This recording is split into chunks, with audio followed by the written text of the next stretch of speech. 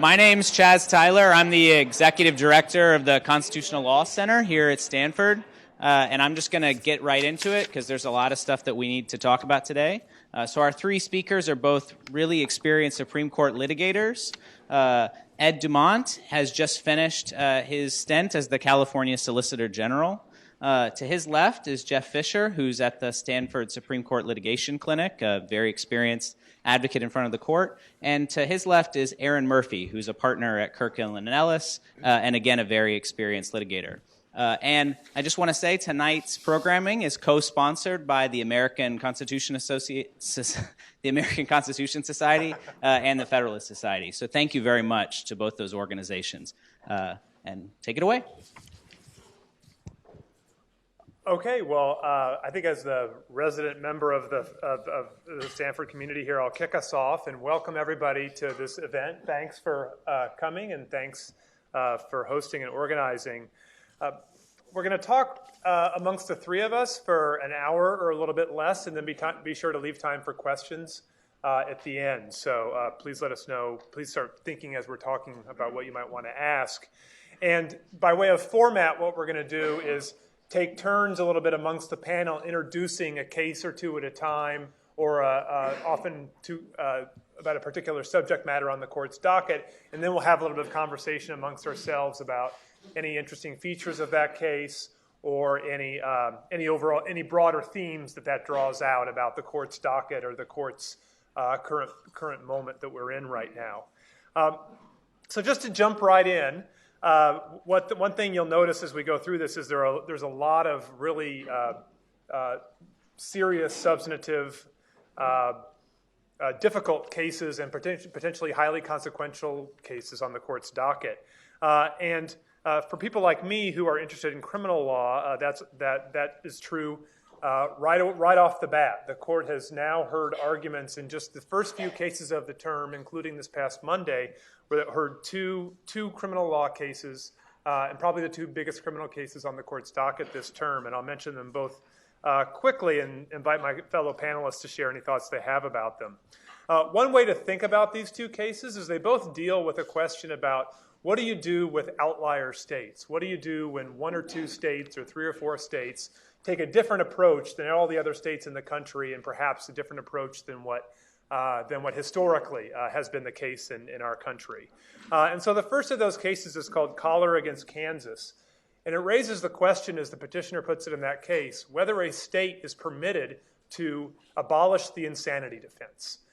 This case comes up because in the wake of the John Hinckley verdict, which for the students in the room might seem like a long something you don't remember at all or weren't alive for, but for many of us in the room, we remember the person who tried to assassinate President Reagan was acquitted by reason of insanity.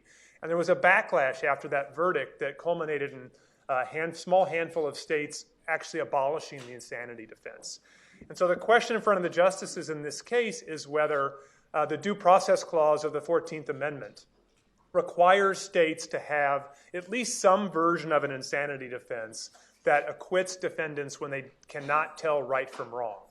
And the primary argument the defendant makes in this case is the Due Process Clause commands this as a matter of history, going back hundreds of years before the founding of our country into legal and moral and philosophical texts, and in following through our country right up until the Hinckley verdict. The defendant in that case makes the case that insanity has always been a feature of the criminal law, and that there's an irreducible minimum of knowing right from wrong that is required for criminal punishment. The state responds, and these I'm just kind of setting up some various themes we'll be talking about tonight. The state responds, well, no, there is no due process command in that respect. States have latitude to create their criminal justice systems however they like, with lots of variation. And particularly when we're talking about substantive due process, not procedural due process, the states should get extra latitude as compared to even what we might be required by the Due Process Clause as a matter of process. The justices, as I said, this was the very first argument of the term on Monday morning, and they struggled quite a lot with trying to figure out how to work through these, I think, both strong competing arguments on both sides. And we'll see. Like all the cases we're going to talk about, we don't have a decision, and we'll have to wait probably several months at least to find out what the court decides. The second case the court heard later on that afternoon, it's called Ramos versus Louisiana. This is a case that I guess by way of disclosure, if nothing else, say that I'm involved in, and I argued for Mr. Ramos on Monday afternoon in conjunction with the Stanford Clinic. The issue in this case is whether states can procure criminal convictions by non-unanimous jury verdicts. The history of the right to jury trial in England developed under a rule of unanimity, and that was indeed the rule in the United States for the first century plus of our existence. In 1898, the state of Louisiana broke from that tradition as part of the same constitutional convention that enshrined the grandfather clause, the poll tax, and literacy requirement in its constitution, and adopted a rule that said that somebody could be convicted of a crime and sentenced to life in prison or less by a 9-3 vote. It's later been changed 10-2. One other state, Oregon, in the 1930s adopted a similar rule under also rather uncomfortable circumstances. And so the issue in front of the court is not just a pure due process question. It also involves the Sixth Amendment right to jury trial. But again, the question is whether these outlier states should be brought into line. And again, the debate focuses on history. So you're seeing one thing that's going to be, I think, a prominent theme in this term is how much does history matter, and how much does history tell us how we ought to interpret our Constitution? Because the right to jury trial, as it was understood historically, quite clearly required a unanimous verdict. But all the Constitution says, as a matter of text, is you have a right to jury trial. And so again, the state says we should have an opportunity to experiment. We should have an opportunity to have different approaches, etc. The last thing that I'll say about these couple cases with Ramos in particular is that Ramos also is the first of the cases we'll talk about tonight that raised the question of what lawyers call stare decisis. In other words, the court's obligation, at least in ordinary circumstances, to follow prior precedent. The court actually held in 1972 in a case from Oregon that the Constitution did allow states to deviate from the unanimity rule. That decision, however, was a deeply fractured decision where a majority of the court could not coalesce around a single set of reasons. And so the question is raised in the Ramos case, not just what's the Constitution say as a matter of first principles, but if we are right in saying that the Sixth Amendment as applied to the states through the 14th Amendment should require unanimity, should the court then go ahead and overrule that old case, either because the prior vote didn't coalesce around a majority, because at least part of the reasoning from the old opinion has since been abandoned by other cases the court has had, or because perhaps the discriminatory origins of the Louisiana and Oregon law themselves give the court a good reason to abandon that prior jurisprudence. But stare decisis in the court's treatment of its precedent is going to be something that's going to come up in many, many other cases this term as well. So I'll stop right there and invite my co-panelists to weigh in on either of the criminal law cases. Sure. I'll just offer one observation about both of them. I do think they're largely pitched and portrayed by the petitioners, by the challengers, as cases where you have states that have deviated from the norm. I don't think it's equally true in each case, and I wonder if it will end up being a little bit outcome determinative when all is said and done, the extent to which that is true or not. In the unanimous jury verdicts case, you really do have, the vast majority of states have one rule, which is unanimous juries, and you got a couple of outliers. In the insanity defense case, I think it's actually a lot more complicated than that, because what you do have a small number of cases that have done what the state here has done, which is say we're going to take insanity into account on sort of the front end by making it part of essentially the mental state that the state has to prove as part of the prosecution, and have a little bit different and really a little bit lesser standard for what that entails. But I think the tricky part is when you go to all the other states, they by no means have one uniform rule.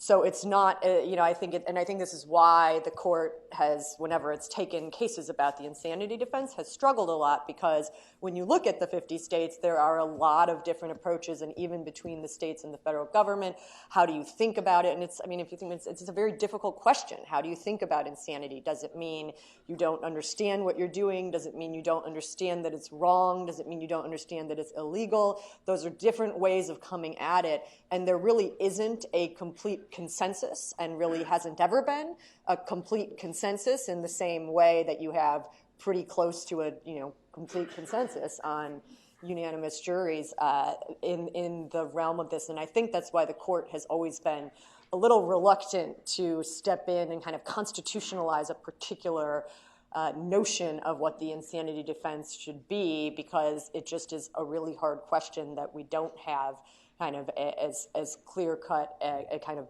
binary choice between one thing and another. And it seemed like, again, the court was struggling a little bit with some of that this time, as they seem to have whenever they take up one of these cases.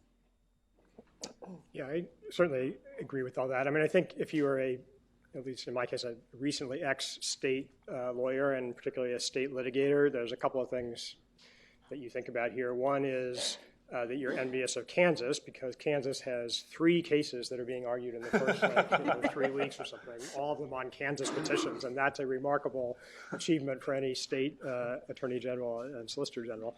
But then, more seriously, I think the issue of stare decisis is very much on the court's mind right now, and you really can see in these arguments that justices struggling with it, and they are, I think, in good faith trying to come up with neutral principles that they can apply to different cases. That's very hard, but looming behind all of them, of course, is what is going to happen in the abortion case, which we'll talk about in a little bit, or some set of abortion cases that are coming. And that, I think, is the elephant in the room on stare decisis. The other interesting thing as a state litigator is that Louisiana didn't argue stare decisis in this case. They made a, I guess, tactical or strategic choice to argue instead a much harder argument, I think, which is that the Sixth Amendment, which has long been understood in the federal system to require unanimous juries, doesn't require it even in the federal system. And they put all of their eggs in that basket, something that Jeff very effectively exploited during the oral argument, and led to some kind of puzzled questions from the bench about, gee, I thought this case was going to be about stare decisis, but are you giving up that argument? And I think that was really what a lot of them wanted to talk about. And the third thing is, Oregon, in the current state of things, that the states tend to sort themselves into red states and blue states by and large. And Oregon is almost always, with California, New York, Massachusetts, Illinois, Pennsylvania, on the blue side of that board. Here, Oregon, for historical reasons, has this rule, and they filed their own amicus brief.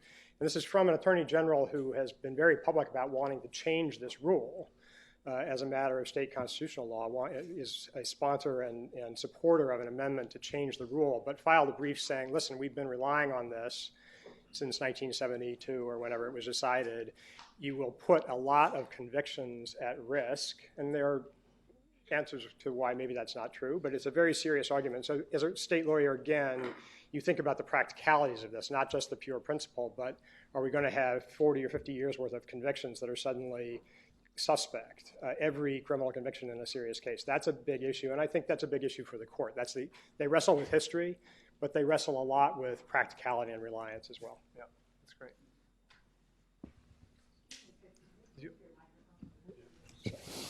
Sorry, is that better?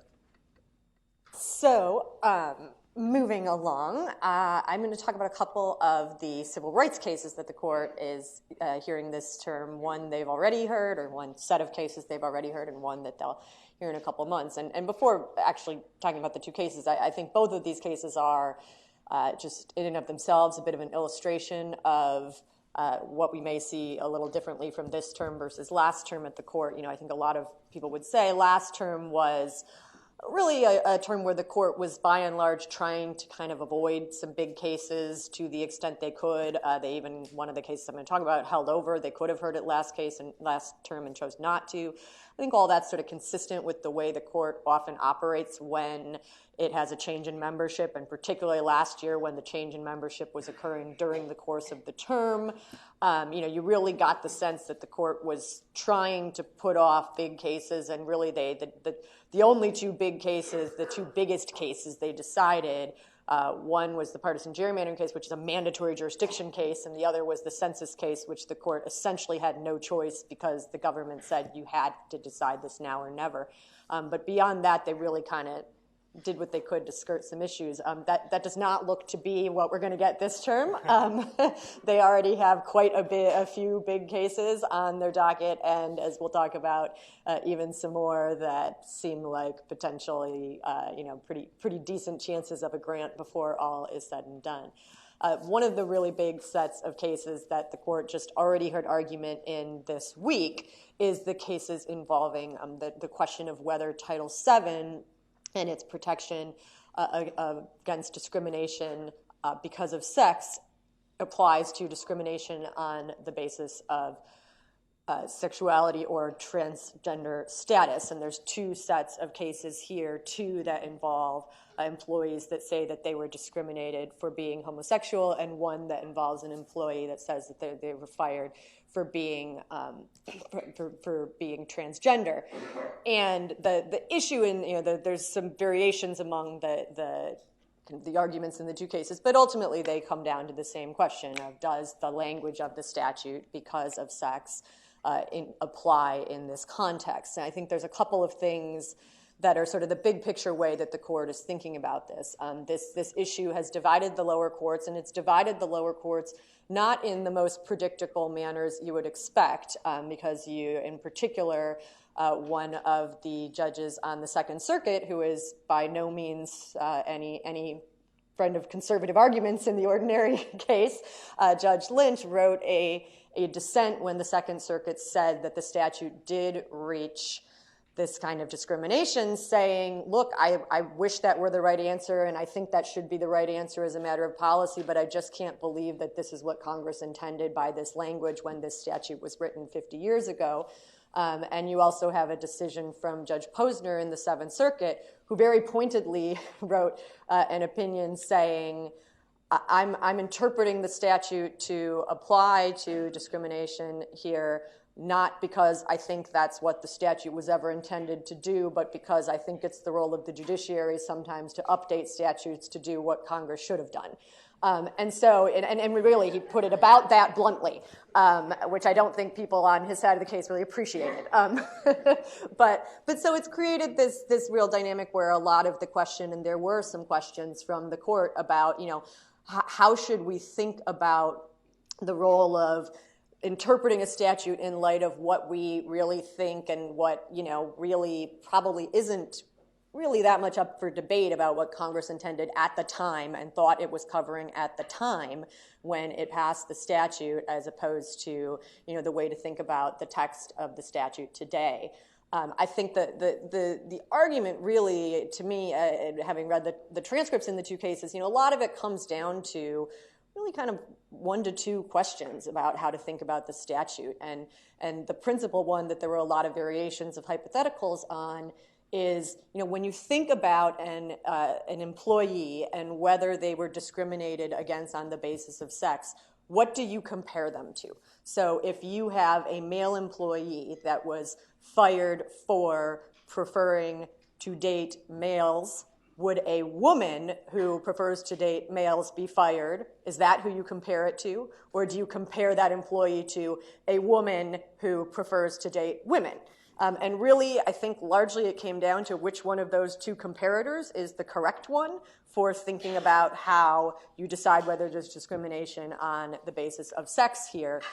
Should you think about the sex of the employee as mattering vis-a-vis somebody else who is homosexual or transgender of the other sex, or vis-a-vis just somebody else of the other sex who prefers to, has the same sexual preferences, or in the transgender case, a lot of it had to deal with preferences about, there was sort of a dress code issue there. So I think that's, was a big focus of the argument, and I think the other kind of big issue that the court was focused on is, does Title VII really does it protect against discrimination on the basis of kind of sex stereotyping?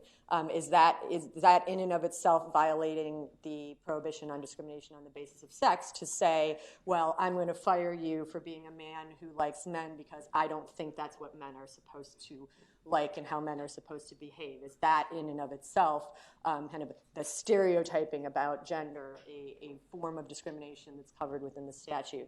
And largely those are kind of the two sets, the two more detailed arguments, but I think a lot of it does come back to that basic question that you heard from a few justices of, look, what do we do when we kind of know that this wasn't what Congress meant, but we kind of think this is what Congress would mean if they passed this statute today? I think that one interesting thing about it is, from my perspective, the justice to keep an eye on here is actually Justice Gorsuch. He asked a lot of questions that were very much, what do I do if I think the text is extremely close? Do I follow the text even though if I don't think the text is what Congress really intended? And he seemed to be, to my mind, to the extent there's somebody that could be not exactly where you might expect them to be in the lineup here, that he would be the most likely justice. So that one's been heard, but obviously we won't have a decision for quite some time in that set of cases. The other case that is coming up in the civil rights sphere is on December 2nd. The court will, and we now know that they definitely will, hear argument for the first time in almost a decade on a case involving the Second Amendment. They will hear argument in a case called New York State Rifle and Pistol Association versus New York City. This is a case that involves a pretty unusual and really unique kind of outlier law that the city of New York has in place. In the city of New York, you have to have a license to possess a firearm in your home. And as a condition of that license, what the city says is that you cannot remove your handgun from your home, even if you're transporting it unloaded and locked up. The only place you can transport it to is directly to and from an authorized shooting range. And the city defined authorized shooting range to mean only those ranges within the city of New York, which at the time there were 7 public open ranges within the city of New York, which is a city of roughly 8 million people. And the city, in response to questions, we represent the petitioners in this case, that they asked, could I take my handgun, to a shooting competition in New Jersey? And the city said no. And we have a petitioner who said, could I take my handgun and transport it up to my home in upstate New York for the summer? And the city said, no, you cannot take it outside the city, period. So we challenged that as a violation of the Second Amendment and really have argued that, it really is a pretty outlier, unusual law that really no other jurisdiction has. There are jurisdictions that have restrictions on transport in the sense of requiring transport to be locked up and unloaded, or that limit transport to firing ranges, but there really was no other jurisdiction that prohibited transport outside the limits of the jurisdiction itself. Over the course of the past few months, the case has evolved into presenting another really interesting issue, which is a question about mootness, because the city has changed the law and said that now that you can transport to shooting ranges, any authorized range, not just ones within the boundaries of New York City, and said that you can transport to second homes. And the state has also passed a law that says that as a matter of state law, you can transport to places where you're authorized to have a firearm. So this has led to a briefing between multiple members of your panel here today on the question of whether this case is moot, and we contend that it is not.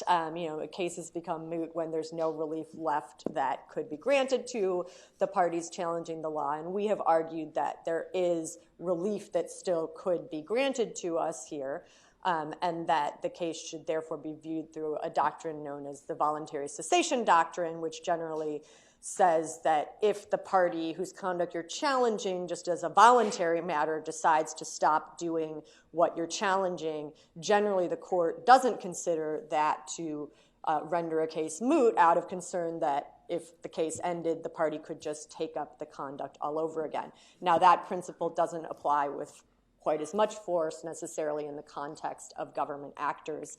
But so there's been a whole separate set of briefing on the mootness issue, and the court informed us just earlier this week that they do want to hear argument in this case, and they want to hear argument on both the merits and mootness. So there will definitely be an argument about the Second Amendment this term. Time will tell whether there'll be a decision about the Second Amendment this term. You want to say anything about the Title VII, and I can. Yeah, just a couple of things about the Title VII, because I think it picks up on big themes that show up in a lot of different cases, different postures.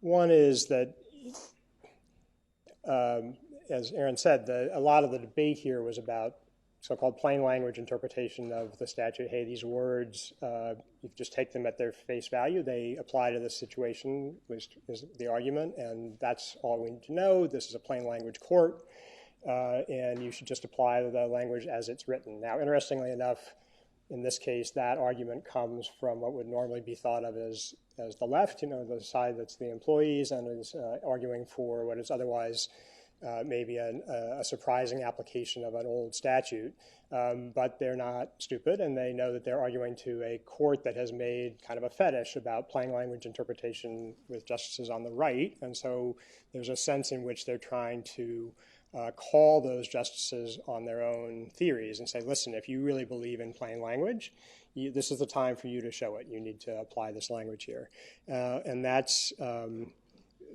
very interesting. And then most of those people in many other cases would be arguing, no, you have a much more holistic view of what the legislative intent was, and you have to interpret language in context. And so you see that argument in a little bit coming from the other side, which is also not accustomed to be making those arguments. So I think that's an interesting aspect of that case. It's also, I clerked for Judge Posner, and so I was a little sad to see his name being taken in vain quite a bit. Nobody wanted to be close to Judge Posner in this because he, among other things, is very honest, and he doesn't play those games, right? He says if he thinks that he's taking something and updating a statute, he'll just say, yeah, I think we should update this statute. Now, I think a much more sophisticated version of that argument came up at the very end. After a lot of argument here, you started getting some really quite interesting and I think genuine conversation between the justices on both sides of the spectrum and the lawyers. And the issue here is if you take a statute where, in fact, each side has its arguments about why the plain language can only mean one thing, but that's almost never true, and I don't think it's true here. And so what you really have is language that could cover these situations, or it could be interpreted not to cover these situations. And so what is the judge supposed to do with that? And that's what they are wrestling with. And if you look at these cases that people are citing to as a matter of precedent, the stereotyping cases, the harassment cases, Justice Ginsburg points out at one point, look, those were all evolutions of this statute. The people in 1964 wouldn't have necessarily thought or even remotely thought that those statutes, those words, when they enacted them, covered those kinds of claims, and yet the statute evolved that way, and now that is considered to be settled law. So why isn't this just another evolution? And of course we're applying the same words, but we're applying it to a new situation, a new factual situation. And even the conservatives would say in the Fourth Amendment area, yeah, the words have been the same since 1789, but we have to learn how to apply them to new factual circumstances like electronic surveillance. So that is a familiar concept. On the other hand, you also have this kind of deep sense that in a case like this, in many statutory interpretation cases, you can have a little bit of incremental change here and here and here and here, and it all seems to make sense. But at some point, you can suddenly say, wait a minute, we've changed the picture so much it doesn't look anything like what was initially painted or what the initial statute said. And I think that's really genuinely what they are wrestling with here. And it comes up over and over again. What is the line where you say, yes, this is a legitimate judicial incremental change in the way a statute is applied, and what is an illegitimate encroachment of the judiciary on the legislative function to make fundamental policy changes? And that's really the core of those cases. Yeah, well, I think you two have had, Ed and Erin, already covered the Title VII cases really wonderfully, so I won't add anything to that. I'll say a couple things just to elaborate on the Second Amendment case from New York, and as Erin suggested, I'm co-counsel for the city in the case. Just to sort of set the case in context, I think the big question to watch, and whether, as Erin says, we learn anything this term or not remains to be seen. But since the court decided over a decade ago that people have a Second Amendment right to have a handgun inside their home to protect themselves, if necessary, the debate has ever since then been, well, what about outside the home? Is there a right to carry guns in public? And what's interesting about this is as sort of particularly for the law students in the audience, as the way litigation works, is after years of asking for the court to decide that question, like what about cities and states that ban handguns in public or effectively ban handguns in public? And the court has said, we're not going to decide that, we're not going to decide that, we're not going to decide that. What the court has done is taken a very small, a much more potentially small incremental case that would provide a much more incremental answer to that question. And whether that's simply because the court prefers to have a little nibble instead of a big bite, or whether it's because the membership of the court has changed, which this is the first case that got to the court under Justice Kavanaugh being in Justice Kennedy's seat. We don't know the answer to that either, but I think it's just an interesting thing to set the scene. And regardless of what happens in this case, the big question to watch into the future is there a public right to carry? And that's where the conversation is going. One other observation on the mootness case, and so without getting into the nitty-gritty of Article 3 and jurisdiction and all the rest, I think one way to think about the debate that's going to happen in this case about whether the court should even decide it is just what does it tell us about the Supreme Court and its view of its role in our constitutional system? And I think there's two competing dialogues between Erin's side and my side. We go to the court and say, look, they sued us. They said you're not allowing us to do something, and we changed the law. So we gave you what you want, and our story to the court would be, and isn't that great? Because you would rather the legislature solve these problems. You'd rather the political process work out these problems so you don't have to issue constitutional questions like this that are hard and contentious and et cetera. And shouldn't you be happy with what we've done? And Erin's story is different, which is court. You should be angry at them. Like, we brought you a case, you took the case, you invested all these resources, and now they're trying to pull it out from under you. And so how the court reacts to those, and I hope I fairly characterized the tone of the brief. How the court reacts to those competing dialogues and as a whole and on a justice-by-justice basis, I think will tell us some interesting things about the way they view their relationship to the political process and the rest. Yeah, and I do, just to kind of one last thought. I think that issue is much bigger than this case. Yes. Because particularly when you have a change in the composition of the court. There's always dynamics of people, particularly who do kind of interest-type litigation. You either want an issue with the court or you don't. And for a long time, it's been people who didn't want certain issues. Now it's people who don't want other issues. And if you're, we'll see how much the court feels like, hey, we're here and we want the issues we want, and stop, don't try and keep them from us. Or if they're like, we want to let the process play itself out. But I think that this will hardly be the only case where we end up seeing a debate like this play out over the next couple of terms. Of course, what's fascinating about this, especially, again, if you're a state litigator who's been either wanting or dreading guidance in this area for a long time, there's no shortage of cases out there in which they could give guidance about the Second Amendment, yes. Right? And what's most remarkable about this is they waited and they waited and they waited and they waited and they didn't grant what seemed like pretty obvious grant cases. And then they granted this one that was about as far to the end of the margin as you could possibly get. So it's kind of interesting. And there are 2 or 3 stacked up right now, right? Probably they're all Erin's cases, that tee up this public carry issue, which is a huge issue. And yet the court has been, for whatever its own reasons, very reluctant. And they really, I think, wanted to take this very narrow case so that they could cabin what they did. And that's frustrating, I'm sure, to them. And frustrating to Erin. Hey, if they want the big case, we'll give them the big case. So. She's got a whole array of offerings. You want to go with the? Sure. So I'm going to go into a little history here, so bear with me, but I think it's important to understanding the case where it is. And this case and its history sort of touch on a lot of these same themes that we've been talking about. So this is the so-called Daca case, the case involving the Dreamers. And you may recall that back in the days of the Obama administration, I think it would be fair to say that the administration got a little frustrated. The executive branch got a little frustrated with the inability to come to an agreement with Congress on comprehensive immigration reform that would have, among other things, protected this class of people who were brought to the United States as children and satisfied a bunch of other criteria, like having been in school or been in the Army, not having any criminal record.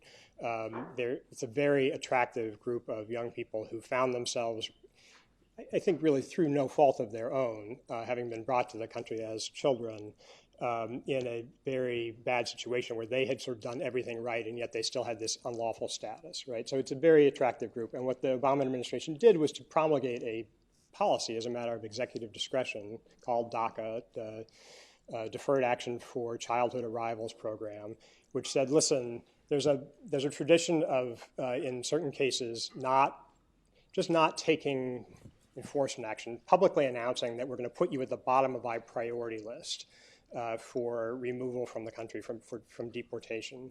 And we'll give you a kind of semi-recognized status. It doesn't make you lawful, but because of the way this grew up as an executive practice over many years, it did allow you to get a couple of really important things, which the primary one being work benefits, the ability to work legally in the country. And then it gave you, obviously, a somewhat more regularized status and relief from the fear that at any moment an INS officer could start pounding on your door and put you into removal proceedings.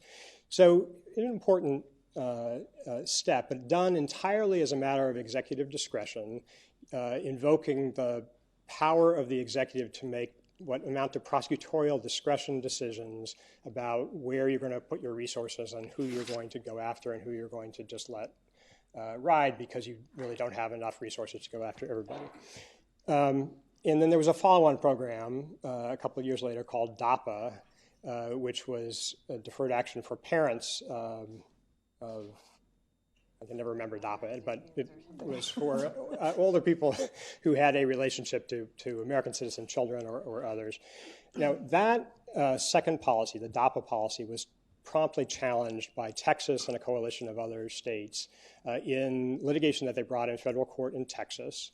And they secured from the judge there a preliminary injunction barring implementation of that new policy and a slight incremental change to the DACA policy on the grounds, on a few grounds. One, that it was a major administrative decision that had been adopted without what's called notice and comment under the Administrative Procedure Act, so there was a procedural foul ground, that it was insufficiently explained and therefore arbitrary and capricious under the same APA. And finally, and most significantly, the district judge held that it was just inconsistent with the statute. It was too far of a step, too big of a step to be consistent with the statute that Congress had enacted. And so that, again, you see that same theme of, well, when have you gone too far? So the district judge there held that they had gone too far. It went up, at that point being defended by the Obama administration, went up to the Fifth Circuit, which ruled, which affirmed the preliminary injunction on those grounds and added, or maybe they added the statutory ground. I think the district judge had actually just ruled on notice and comment. And Erin knows about this because she argued this case the first time. So then it went up to the Supreme Court and was briefed and argued, but it was argued after Justice Scalia had passed away. And so there was an 8-member court, and the result of that argument was a 4-4 affirmance. And in the Supreme Court, when you have an equally divided vote, the judgment below, which here had affirmed the preliminary relief in the case, was affirmed, but it has no precedential value, and they don't issue an opinion, so you don't know, you don't have anything to work with in terms of what the justices were actually thinking about any of the arguments. So that case then went back down for further proceedings in the lower court. But as sometimes happened, history sort of overtook things, and there was an election, and a new administration came in, which had a different view of immigration policies. But interestingly enough, not right away of this one. So although other policies, including the Dhaba policy, was rescinded quite promptly, but the Daca policy was left in place for several months, and in fact defended verbally by incoming administration officials, and the president said a lot of unguarded, surprise, but positive things about the policy and the group of people that it protected. And then what happened is the Texas plaintiffs said, well, that's not right. Legally, it's the same thing. And so they threatened to amend their complaint in the original litigation to include this policy if the new administration didn't rescind it by September 1st, I think, Labor Day of that year. And lo and behold, right at the deadline, the Attorney General held a press conference and said, okay, I've decided that this is unlawful, and we're going to rescind it. And the Secretary of Homeland Security issued a corresponding memorandum rescinding it. And they said a couple of things. One, it's unlawful. It was never lawful for the Obama administration to have this policy in the first place. So now the new administration agrees with the Texas position to begin with. And then they said, even if it's not really unlawful, there's enough risk that it's going to be struck down that we are going to terminate it, and we want to terminate it in an orderly way. Interestingly, what they did not say was, we think it's a terrible policy. And that, a lot hangs on that, it turns out. So now this new decision comes out, and so now everything has changed. And so instead of Texas suing in Texas, California sues in the Northern District of California and says, no, you can't do that. You can't rescind that policy, at least not the way you're doing it. New York does the same thing, and a coalition, Princeton and the NAACP, I think, sue in the district court in D.C. So you have 3 cases going on. The 2 state cases result in preliminary injunctions holding that this new rescission memorandum is unlawful because it's based on the theory that Daca itself was unlawful. And that, says the court, is wrong. Daca was lawful. And the D.C. court says a kind of an odd thing, which is, well, it may or may not be lawful, but you didn't sufficiently explain your reasoning for why it's not lawful in the memorandum, and therefore I'm vacating your decision. A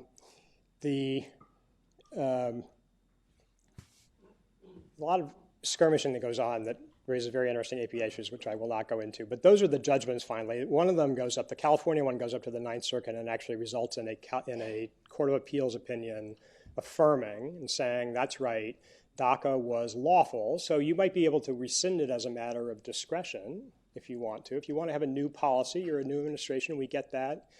But you can't say that it's unlawful because it's not. So that's the decision you get out of the Ninth Circuit. And then the administration files cert petitions in all these cases, even before that Ninth Circuit decision, asking the Supreme Court to take it up right away. This is in the beginning of last year, and December and January of last year.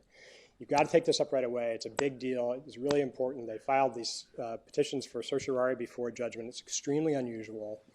And the court didn't grant any of those for quite a long time. It waited for the California decision to come down, and then it still sat on the cases and sat until the very end of last term. This is part of what Erin was saying. There's some docket management going on at the court. They waited till the very end, but neither the D.C. Circuit nor the Second Circuit acted, and so finally the court grants those 2 petitions and the California petition and takes all the cases and sets them for argument this fall. So the issues, I just think it's worth teasing out here because you see this in the press and is normally played as Daca's good thing or a bad thing. It's permissible, it's not permissible. The actual technical legal issues that are before the court are very important. The first couple have to do with reviewability. The administration has made an argument that the case can't be reviewed at all because this is such a core exercise of administrative discretion. Now, it's a little odd for them to be arguing that because that was the Obama administration's argument, was that we have all this discretion to either deport these people or keep them, and so we're exercising that. And now the Trump administration is sort of saying the reverse, that well, this is so discretionary that it can't be reviewed at all, and therefore if we're rescinding it, the courts just have to accept that. It's an odd argument, and I think not going to go anywhere because the ground that they stated was that it was unlawful. And so if you're going to say we're rescinding this not because of our discretionary policy judgment that this is a bad policy, but because we believe it is unlawful, how can you then say the courts can't review that legal determination? So that's the first set of arguments that the parties are making. Then if you get to the legality argument, again, the administration's position is not frivolous by any means, is that DACA is an executive overreach. It goes too far beyond the parameters of the statute. So it's exactly the same argument that was being made by Texas and the House of Accepted by 4 justices. And the House of Representatives, represented by Erin Murphy, in the last DACA Supreme Court case. But now being made to by the challengers to say this is sorry, I lost my thought there, but in any event, the executive overreach is the core legal argument on their side. But the other side is there's a lot of history and a lot of tradition of smaller instances of the grant of deferred action relief. And so this is a bigger program and it's more formalized, but then the question becomes, does that really make a difference? Or is it just a more formalized version of something that's been going on for a long time? So that's one set of arguments. There is the judge in the Washington case had given the administration a chance to elaborate on its reasoning. And so they did a very curious thing, and again, it's pretty technical, but they filed a paper saying, look, we are sticking to the ground that this policy is unlawful. That's our ground. But by the way, we also think that it's terrible policy. So very belatedly, they issued what could very well be a perfectly valid policy-based rationale for rescinding the DACA policy. But they did it in such a coy way that it's very unclear what the status of that argument actually is in the Supreme Court. And as far as the plaintiffs are concerned, it has no status under a longstanding administrative law doctrine called the Chenery Doctrine, which says that an agency is bound to the grounds that it articulates when it first issues a decision. And that's the decision has to be defended or stand or fall on those grounds.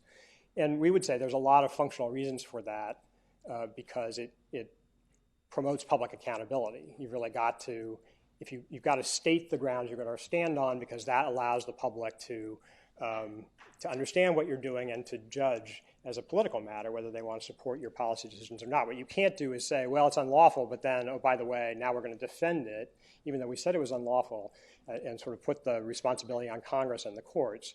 Now, when we come to defend it, we're going to defend it as just an exercise of discretion.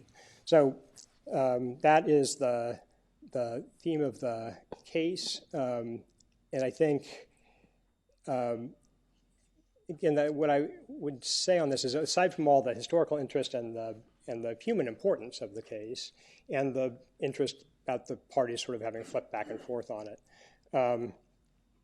it's an example that I think litigators and Supreme Court litigators in particular, and justices probably, wrestle with a lot about what the balance is between the technical legal issues and making your arguments based on those technical legal issues and seeking a decision that is legally well-founded versus the broad themes of the case, which, as we all know, in a lot of Supreme Court litigation, not only are what play in the public, but they also play with the justices. The justices themselves are as interested in the broad sweep of what they're doing as they are in the narrow doctrines. And in different cases, you see that balance come out differently. And I think it's going to be very interesting to see which one shows up in this case. So, I'm sorry. No, I think one other thing that's interesting about this is, I think one of the themes that's always been in the backdrop of this case is one of the things we were talking about earlier, and particularly in the context of the Title VII litigation, which is, how does the court think about the role of Congress in all of this? And, I mean, this is an instance where Congress has repeatedly not acted, which is precisely what has sort of led the executive and first the Obama administration and this administration to take actions on their own. And, there's one side of the argument that kind of views that as, look, at some point someone's got to do something when you've got a serious national issue to deal with. And there's another side of the argument that says, look, is it really the appropriate role for the executive to kind of step in and make policy and for the court to step in and kind of accept policy where Congress kind of definitively has had lots of chances to act on the issues and has chosen not to. But I do think it's a case where you have, I think in both cases that probably there's a little bit of frustration of it'd be really nice if we could just have a real clean law that actually deals with this stuff. And the court and frankly, I think both administrations probably would have been happy to just have a statute that actually resolved this issue. They might have wanted the statute to resolve it a little bit differently in each of those administrations, but there's definitely an aspect of this that is very wrapped up in, how much can the executive just step in and do what the executive thinks the executive should, because Congress hasn't kind of stepped up to the plate. Yeah, and I think another angle, just to amplify one thing Ed said very, very quickly before we move on, is this is just the latest iteration, I think, of a sweep of cases that have come in front of the justices about, particularly during the Trump administration. Do we look behind the stated reasons for executive action? So the first version of this dealt with the so-called travel ban or the Muslim ban that President Trump issued shortly after coming to office, which ended up with the court in a 5-4 decision upholding at least the last iteration of that executive policy, and a big debate on the court as to whether or not, what was the real reason for that policy, and was it discriminatory, was it bias-based? And then last term we had a case about the census and whether a decision to conduct the census in a certain way was really made for political reasons or some other reasons that the administration was posing to the justices, and how much there were the court willing to look behind. The court came out the other way in that case by a 5-4 vote. And so this is another case where I think the executive is going to stand up and say, we're doing this for X reason, and a big question for the justices is going to be, how much do we take that at face value, and how much do we feel like we're permitted to look behind that? I'll just say a couple quick things about some religion cases, one that the court's going to hear, but just to tack on to this, there's one kind of funny twist that we could see before this term is said and done, which is there's another case, if you may recall, from a few years back that was argued and decided in the time right after Justice Scalia died, and that was the case that was ultimately known as Zubik. I always think of it as the Little Sisters case because we represented the Little Sisters, but the contraceptive mandate litigation, which was an issue that the court kind of just ended up not reaching a decision on, in part because at that point they were an 8-member court, and at that time it was a challenge to whether it's a violation of the Religious Freedom Restoration Act to require religious employers to comply with, in some sense, the contraceptive mandate. And the case is kind of back up, much like Daca, like kind of back up in a reverse posture, where now the administration decided to create an exemption for the religious employers, and that was challenged as being impermissible. And basically, part of the argument there is, well, the accommodation, this exemption was necessary because there was originally a problem with the accommodation and what was being challenged back in the Zubik litigation. So the court may, before the year is said and done, have the opportunity to resolve 2 cases that they basically didn't get a chance to resolve in the term when Justice Scalia passed away. So that's a case where the petitions were just filed both by private parties, by the Little Sisters of the Poor, and by the federal government, and those could very well be heard by the end of this term as well. But there's just one religion case I'll mention that the court does have on its docket already, which is a case about what you would loosely think of as school vouchers.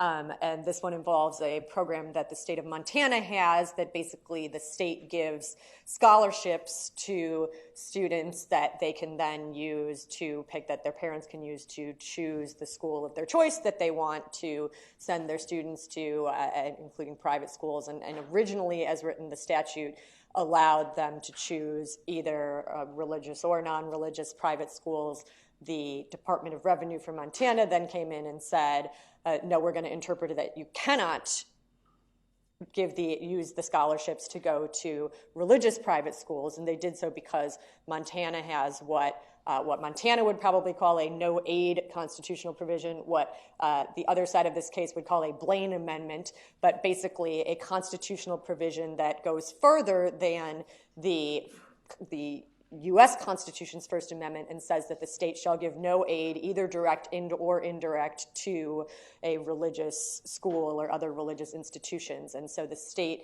said, and the state itself has been kind of on both sides of it, but the state Supreme Court ended up saying that as a matter of state law, this program couldn't be used to use the scholarships to pay for education at a religious school.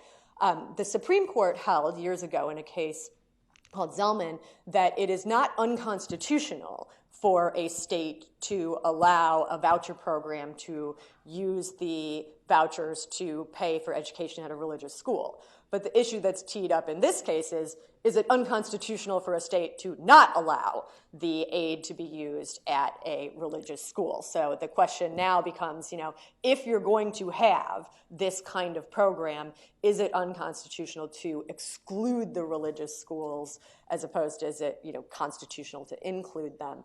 It's a case that's in many senses a follow-on to the Trinity Lutheran case that the court heard a few years ago, which you may recall, where the court held that the state of Missouri could not exclude a religious daycare center from an aid program that allowed aid for using basically playground material, and said that that was a violation of the religious rights and that was an impermissible discrimination under the Free Exercise Clause. And here basically the argument in this context is that this is even one step removed. If you've already held that you can give direct aid to a religious institution and can't exclude them, here it's really indirect aid, and the court has a long line of cases saying that if the money is going to the religious institution by virtue of independent choices made by the parents or whatever the third-party actor may be, not by the state itself, that will treat that differently. But that said, the court has predominantly applied that principle in the context of saying it's permissible for states to allow the aid to go to schools. And this case really tees up that extra step of, is it impermissible to exclude them from a program like this one? So that's a case that they have granted, and we'll hear a little bit later this term. Yeah, just add one little thing on that case. It's an odd case for me. I can understand the decision the court issued in Trinity Lutheran a couple of years ago, where they said if you're going to have a public program where you're providing public funding, you have to provide it equally. You can't carve out religious institutions from other institutions. The interesting twist in the Montana case, in addition to the ones Erin mentioned, is that the Montana Supreme Court, in effect, canceled the entire program. So as of right now, nobody is getting money, neither religious schools nor non-religious schools. So the issue, in a sense, I think, boils down to whether there's sort of discriminatory purpose involved in that decision in a way that violates the First Amendment right to free exercise of religion. And it makes it a slightly different case in some respects, and whether that'll have any influence on the justice's decision, I'm not sure. You mean non-religious private charter schools, right? The public school system is still No, none of the, well, it's still intact. But these are just none private of schools. Nobody is getting these tax breaks for any education at all anymore in Montana. And so anyways, that'll be an interesting thing. Did you want to say anything about those cases? All right. Well, we're kind of rushing to the finish here because we want to make sure we leave time for questions. I'll say just a couple of quick words about the reproductive rights case from Louisiana. So I started with Louisiana, and I'm going to finish with Louisiana. And I started with Starry Decisis, and I'm going to finish with Starry Decisis. So the case the court just granted as of last Friday is called June Medical Center versus G. And it's a follow-up. It's kind of a common theme here, a follow-up on another case from about the same time, about 3 years ago. As many of you may know, many states across the country in recent years have passed various legislation that has at least the effect of making access to abortion clinics more difficult for women. And in a case from Texas 3 years ago, the court held by a 5-4 vote, with Justice Kennedy providing the I'm sorry, a 5-3 vote. Justice Scalia passed away before the decision was issued. But that 8-justice court did issue a substantive decision with Justice Kennedy in the majority, holding that a Texas statute that required admitting privileges for any doctor performing abortion services, admitting privileges in a nearby hospital, was unconstitutional because there was not really any good medical reason to have such a requirement. And imposing such a requirement actually made it much harder for clinics to stay in business and to service women who wanted their services. This new case from Louisiana involves exactly the same kind of statute. And it's the neighboring state. It's right on the border of Texas. It's an admitting privileges law that is, in all relevant purposes, identical to the one in Texas. And after the Texas case, many states just sort of self-declared their statutes unconstitutional. Some other courts did that work for them, but Louisiana kept fighting. And sure enough, Louisiana got a decision from the Court of Appeals for the Fifth Circuit that covers both Texas and Louisiana, saying by a 2-to-1 vote that the Louisiana statute was in fact constitutional, because if you looked at the particular facts on the ground in Louisiana, the benefit might be a little bit greater, or actually was in the Fifth Circuit's view a little bit greater, and the burden was a little bit less. And so the Supreme Court has now taken up this case, and so it does raise the question very pointedly to the justices, how do we think about our past precedents? And you can think about this just on terms of the court's abortion law. The test the court minted many years ago is known as the undue burden test. So it's essentially a weighing of the benefits of any given state law against the burdens it imposes on access to abortion. And you could ask yourself, well, once a certain kind of law is declared unconstitutional, should we litigate that on a state-by-state basis, or should we just assume that any state that has the same law is unconstitutional? And from an even broader standpoint, it raises a profound question about stare decisis. And the example I like to give, and because I think we all in the panel kind of like these examples where the shoe was on the other foot, so to speak, I think a great example involves the well-known Citizens United case from the Supreme Court, where a 5-4 majority held that corporations had a First Amendment right for unlimited campaign contributions.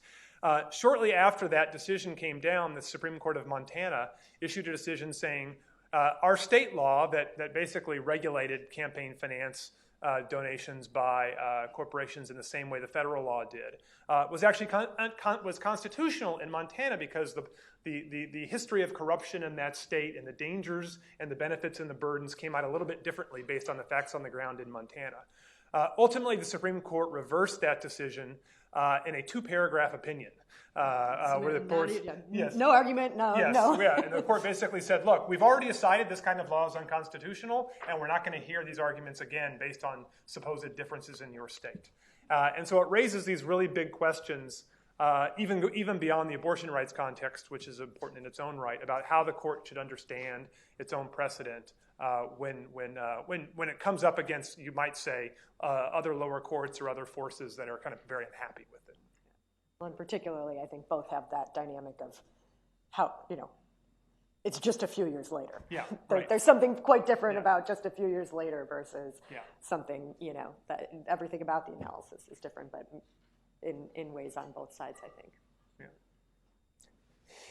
The only thing I would say about this case is sort of interesting. I always think when you're doing Second Amendment cases, it's useful to test your theories by saying, well, would I apply the same theory in an abortion case, and vice versa?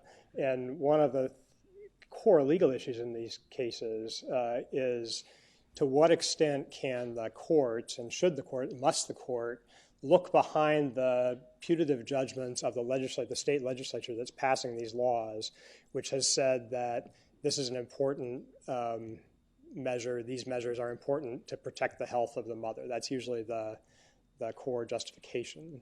And a lot of what these cases have said and what Whole Women's Health said was, listen, there's an important constitutional right on the other side of this individual right. And in circumstances like that, we don't just take the legislature's word for it. We make them prove what they're doing, and we're going to have probing judicial scrutiny of whether there really is any health benefit here or not to go into the balance. You can't have an undue burden if there's 0 on one side of the balance. And it's interesting because we see similar arguments in a lot of Second Amendment cases where a lot of the statutes that states are defending, states like California and New York anyway, are defending, are statutes that were passed quite a long time ago. No one bothered to put a big, robust legislative record together. And so when we are in litigation in those cases, defending the empirical assumptions or judgments of the legislatures, we want to have the thumb pretty heavily on the scale of deference to legislative judgments. And that, of course, is kind of the standard economic and social legislation rubric we've all gotten used to. But after all, the Second Amendment is an individual rights context, not an economic and social legislation context. And I think we may see some convergence here about what kind of burden you're going to put on legislatures to actually be able to back up the empirical sort of judgments that they say underpin their legislation. And if folks want to come up for questions, feel free. But I'll offer one very pointed observation that I just love about a comparison the court could end up with this term, which is if you go back to Whole Women's Health, the court took it as facially self-evident that having only like 7 abortion clinics in Texas was an undue burden, whereas when you take the New York City gun case, the court below took it as facially self-evident that, of course, it wasn't a burden to only have 7 shooting ranges in the city of New York. We like to cite that Whole Women's Health point a lot in our Second Amendment cases, but there are a lot of really interesting parallels in both sets of cases. I'll give you $5 if you cite Whole Women's Health. You should go listen to my argument from below. So we have a little. I think we have about. Do you want to make an announcement about questioning or? Whatever you think. Question, just come up to the microphone with your question. We have about 20 minutes.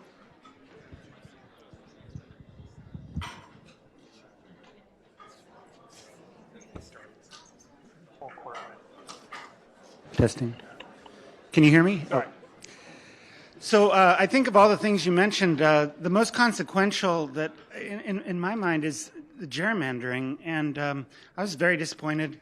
I know that the Maryland case was actually pro-Democrat, so I'm wondering if you see any room for, instead of party versus party, safe seat versus non-safe seat approaches, and what was the margin on that decision?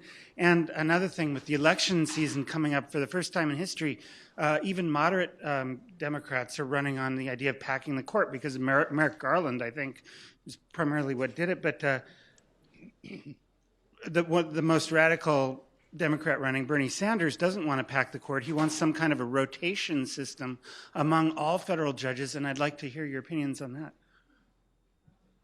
I'm going to start with Jerry. So the last year the court held by a 5-4 vote that partisan gerrymandering claims are not justiciable in federal court, and that the federal courts cannot hear them, and that was an issue the court had basically not managed to resolve for about 30 years worth of cases. I do not think that there is, I don't think that a decision was meant to leave room for different theories of partisan gerrymandering cases at the court. And having been intimately involved in partisan gerrymandering litigation for the past several years, including those cases, it has put an end to federal court partisan gerrymandering litigation. There's a lot still going on in the state courts, and I think that's really where the action will be on the partisan gerrymandering cases. Didn't say anything about either question.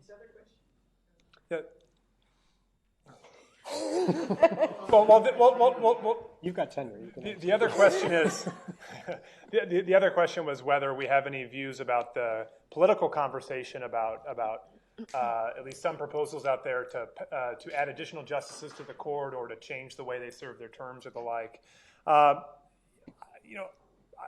don't get paid enough to have the view on that. We're more sort of lawyering within the system of the court and following the court as an institution as it exists. And I wouldn't comment on the likelihood of any of those political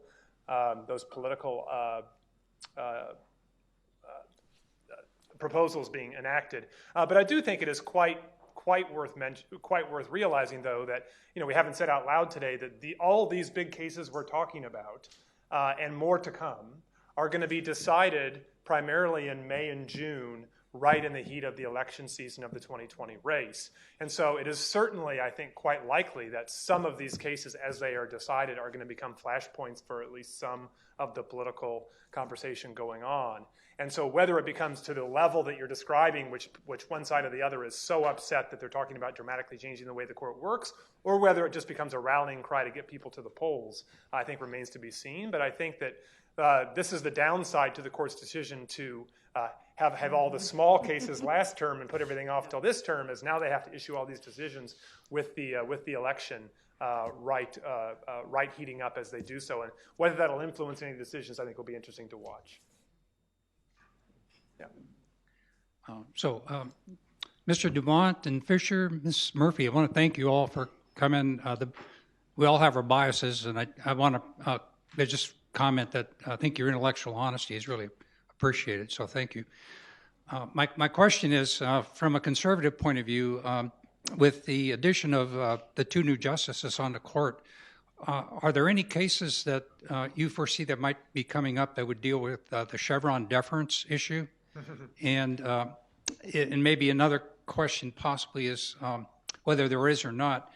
For a conservative, would you make any arguments other than Starry Decisis that Chevron deference is a good, I'm not going to say policy, but a good constitutional stature? Thank you.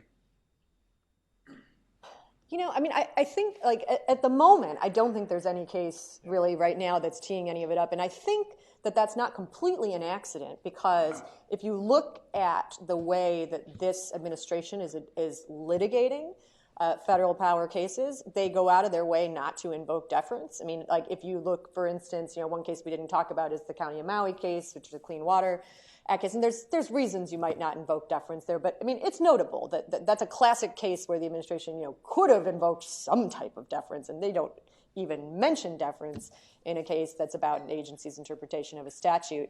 That I think if that case had been litigated 4 years ago, it would have been a Chevron case. So it is a little bit of the administration kind of not teeing that issue up. Now, there's only so much you can do about that. Last year we had the Our deference case, in part because the lower court teed it up, and if and when you have a court that really tees it up, I think that you'll have an administration facing an interesting dynamic there. But I actually tend to think that the best arguments to a conservative court on this, and I say this as probably the conservative member of our panel tonight, are not. I'm not sure that this court will actually be looking to overrule and throw out Chevron so much as, look, here's ways to cabinet, and here's ways. You can kind of get as far as you want to go in terms of constraining the deference to agencies without completely abandoning the doctrine. I think that that's an argument that's likely to be attractive to the Chief Justice, perhaps Justice Kavanaugh, who just may not be quite as interested in a radical in a transformation of doctrine in this area as a transformation that essentially says we're going to interpret statutes in a way where Chevron deference really hardly ever applies, which is, I think, largely what we got last year in the Our deference case from when you combine the decision of the majority by Justice Kagan and the concurring opinion by the Chief Justice that pretty much just says, I think that the way we've resolved this case means that Our deference still lives but is meaningless. So I think that may be the path we're headed on eventually, but I'm not sure this term is going to be the term that tees that up. Yeah, my memory of the Chevron case itself, and it's been a long time since I read it, but I think that case was about a statute that basically said the EPA should set air quality standards, right? And so what they had done was to pick some numbers out of a range of possible numbers, and the court said, we're not going to second guess that, right? We're going to defer to the expertise of the agency, and anyway, Congress told you to pick numbers, and so as long as they seem plausible, the judiciary is not going to interfere with that. Well, that made all the sense in the world, right? It got transformed over the years into this very different, okay, well, any kind of interpretation of a statute, and no matter how, if there's some little tiny bit of ambiguity, the agency can adopt a pretty perplexing construction, and the courts will just say, okay. So I think it had gotten to a